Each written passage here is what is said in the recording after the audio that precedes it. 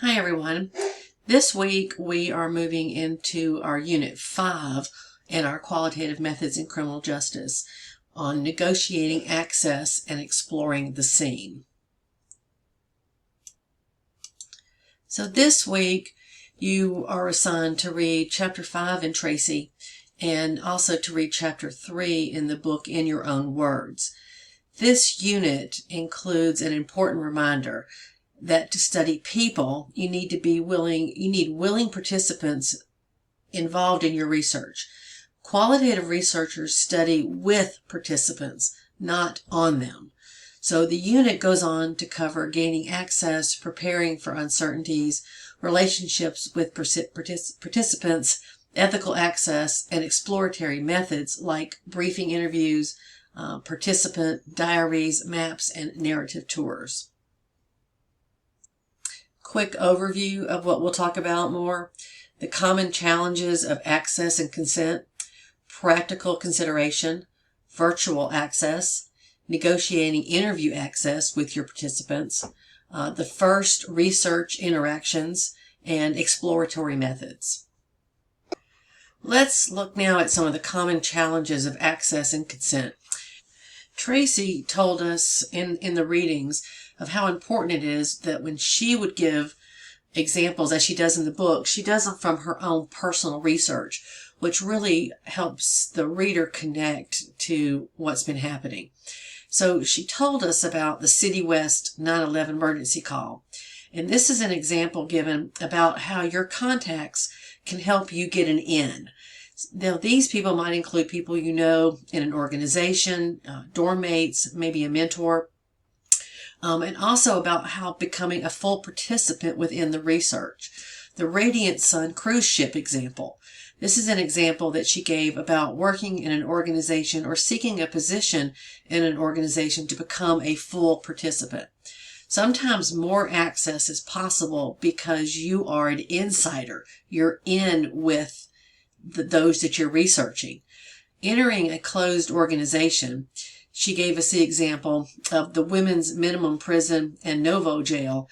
And this is an example about gaining an in to a more inaccessible or closed organization like a jail, which is theorized as a total institution.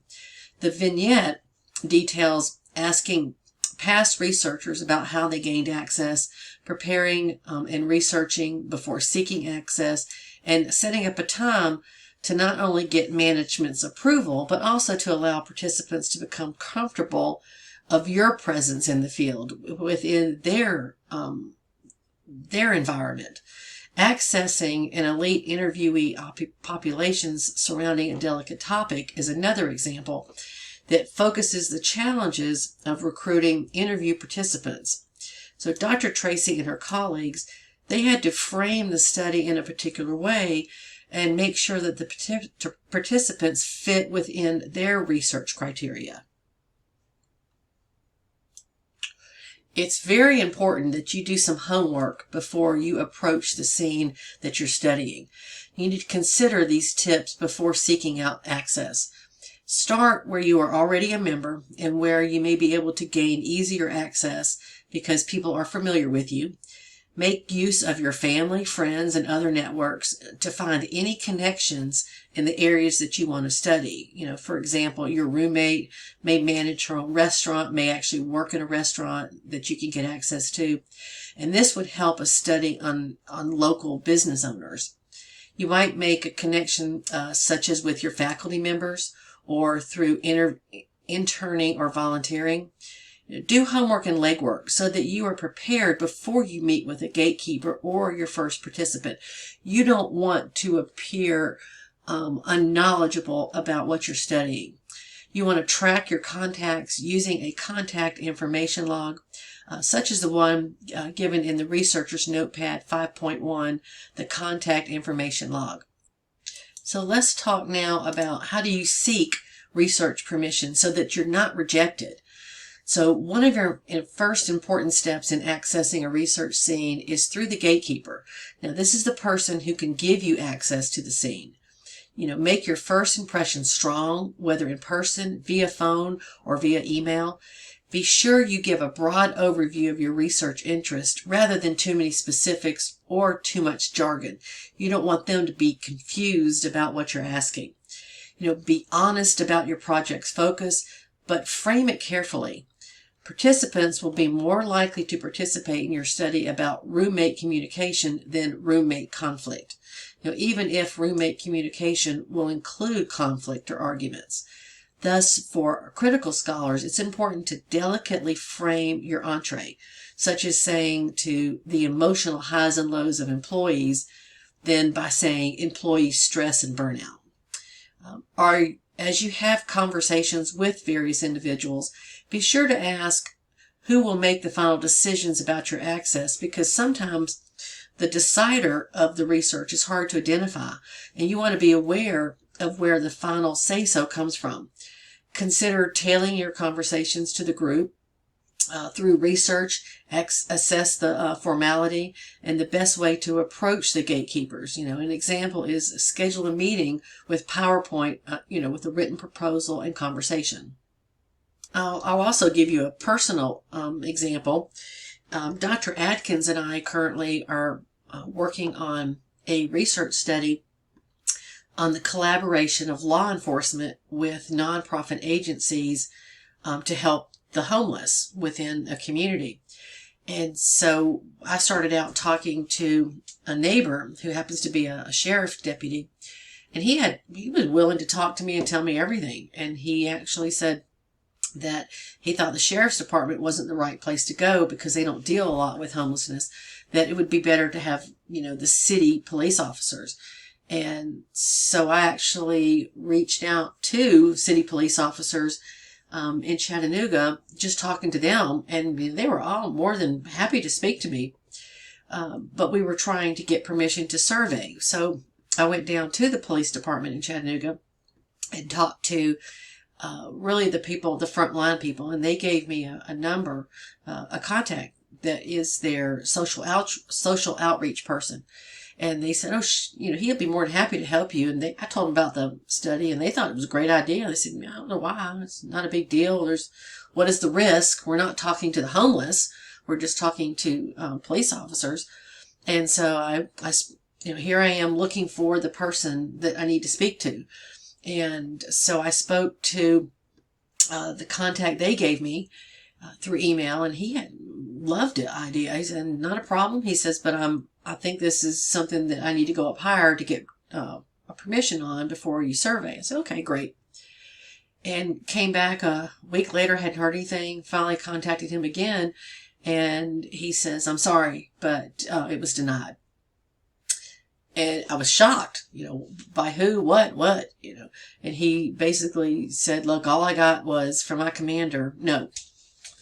So there, not knowing, who was it he got the no from. So I was kind of in the dark about who I should have actually spoken to in the first place. But that's just an example of finding out who you need to speak to.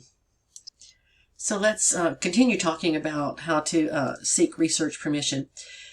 Maybe begin drafting an access proposal, and that efficiently describes your research project. And an example of this is given in the researcher's Notepad 5.2 sample access proposal. So what if no one gives you the big yes? So as I said, this section briefly discusses how researchers might get permissions in larger, seemingly gatekeeper-less groups, like Narcotics Anonymous meetings. Be sure to negotiate and understand which areas are public and which are considered private within your study ideas, such as, responses to WebMD cancer articles versus a cancer support online community that requires membership. So be ethical in gaining access to your seed. Make your presence known to those you are observing, and or seek consent if you ask participants questions directly. Avoid textual harvesting. And this is a term that describes using others' words without their permissions, such as quoting a blog post in your research that can easily be searched through Google and in turn could identify your participants. And I think this came up in one of your classmates' studies wanting to observe a group and then possibly ask questions of that group. Well, you have to have their permission and a consent form signed before you can actually take what they say and put it within your study. When interviewing access goes beyond getting the okay from a gatekeeper, as I was talking about, researchers need to find willing participants to give their time and stories. So for instance, as I said, if you're observing a group and you're listening to their conversations, like I said, you can't take that. So, you need to find those that are willing to let you know their stories. So researchers should try to accommodate participants' schedules and routines. There are certain populations that may be very difficult to reach, but if you gain access, the data may be especially rare and valuable. In doing field work, researchers must avoid resting comfortably on their assumptions or egos and instead focus and thrive on curiosity. Indeed, the more crystallized, multifaceted, and curious the researcher is, the more attuned that she or he may be at surfacing research complexities and contradictions. Keeping yourself vibrant as a researcher can be a challenge. Field research can be physically, emotionally, and mentally exhausting. In considering the researcher's commitments to fieldwork, you need to be careful not to divorce your work from your embodied experiences. And this includes sensory reactions, emotions, body presentation, background identity, etc. And an example is, bodies can also be an observation tool. I know that one of my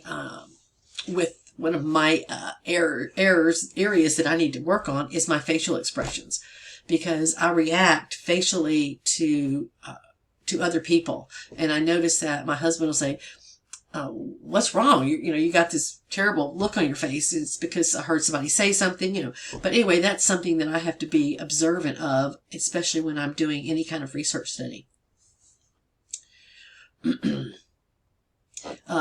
Researchers should be reflexive on how they display their body's emotions and identities, and sometimes maybe even perform or costume explicitly for participant witnessing, such as wearing a name badge and a uniform for a study on a retail organization will help the participants feel more comfortable, like I said, if you are part of the N. Additionally, our intersectional identities may impact our fieldwork and play, and to reflect on these ascribed self-identities, individuals may consider taking the exercise 5.1, which is the self-identity audit. Researchers often hold spaces of liminality. Victor Turner viewed this as an in-between state or social position, such as being a volunteer insider, but also an unpaid outsider. In sum, your field worker identities are read and evaluated by the participants as much as participants' identities are read and evaluated by field workers. Our bodies and identities can both help and hurt as we study various groups, and the best we can do is try to put ourselves within our participants' shoes and critically reflect on our identities, strengths, and constraints for any particular scene. Accompanying the process of critically reflecting on your own body and the scene is the exhilaration that comes with first doing field work and meeting participants. Discomfort is common during this phase and actually makes for rich field work that really generates thoughtful awareness. When you first arrive for participant witnessing, everything will seem new and different. So be sure to take initial notes when you first arrive, as well as to examine how participants view and react to you. One thing we're going to talk about later on, though, is the importance of your notes and what you initially see, how people react to you. So it's always better to take a lot more notes than you may be using, because you want to come back later after you've been at the scene and add to your notes and maybe clarify your notes. Keep in mind the funnel metaphor of keeping your focus wide at first, and take your time getting comfortable by asking for information on stages and in stages rather than all up front. You want to continue also to gain more information and access as you begin your work within the scene. Researchers should also note participants' initial and ongoing reactions to the research project, as reactions provide a unique set of data from participants